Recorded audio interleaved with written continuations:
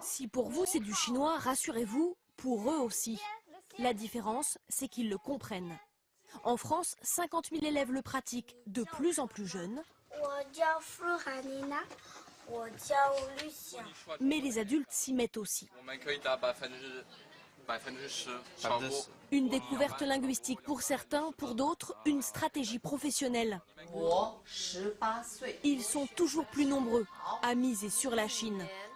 Aujourd'hui, après l'anglais, l'espagnol et l'allemand, le chinois est la 5e langue la plus enseignée en France.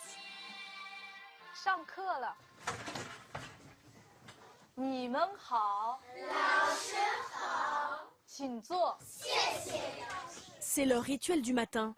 Et la date du jour, écrite en chinois, s'il vous plaît. Ces élèves de CE2 ont une intervenante chinoise qui vient chaque semaine, mais la maîtresse aussi est formée pour l'enseigner. 3 heures de cours par semaine. Allez, c'est parti.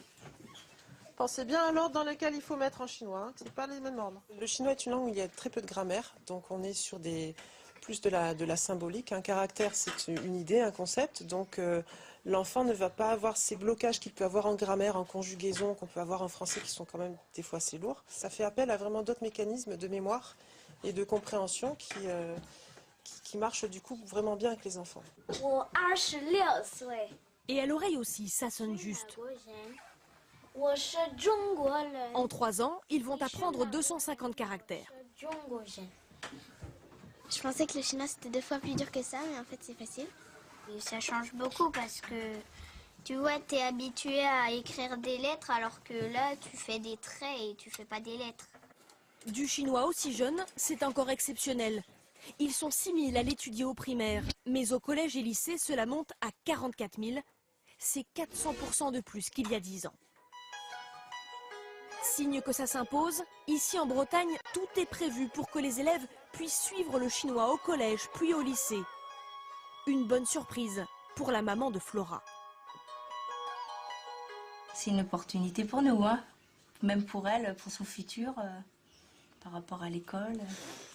Et l'avenir, hein, maintenant, c'est la Chine.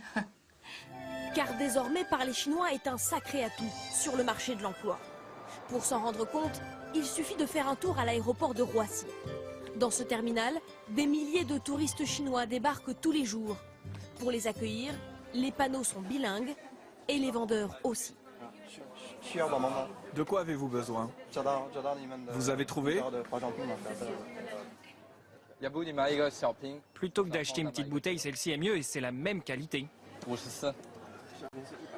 Sur leur badge, ce n'est pas leur vrai prénom, pour ne pas qu'ils se fassent recruter par la concurrence. C'est vous dire s'ils sont précieux aux yeux de leur employeur. En 2012, on avait moins de 10 conseillers de vente en fait, qui parlaient soit mandarin, soit cantonais. Donc aujourd'hui, on en a plus de 150. Donc ça a été une évolution très très majeure au niveau de nos équipes. Alors, devant la demande des entreprises, le chinois s'invite dans tous les cursus, même ceux où on ne l'attend pas forcément. Comme ici avec ces lycéens de filière professionnelle, ou après le bac, dans ce BTS hôtellerie-restauration à Talence. Dans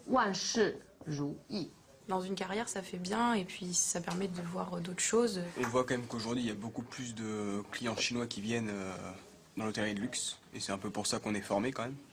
Donc je pense que c'est un bon plus, surtout sur le CV. Le lycée reçoit même l'aide de la région pour ouvrir dès la rentrée une nouvelle section tournée vers la Chine. Les élèves travailleront en Chine dans ces magasins haut de gamme destinés à promouvoir les produits du Sud-Ouest. De quoi susciter des vocations chez la jeune génération qui, pour nous dire au revoir, a choisi le chinois bien sûr.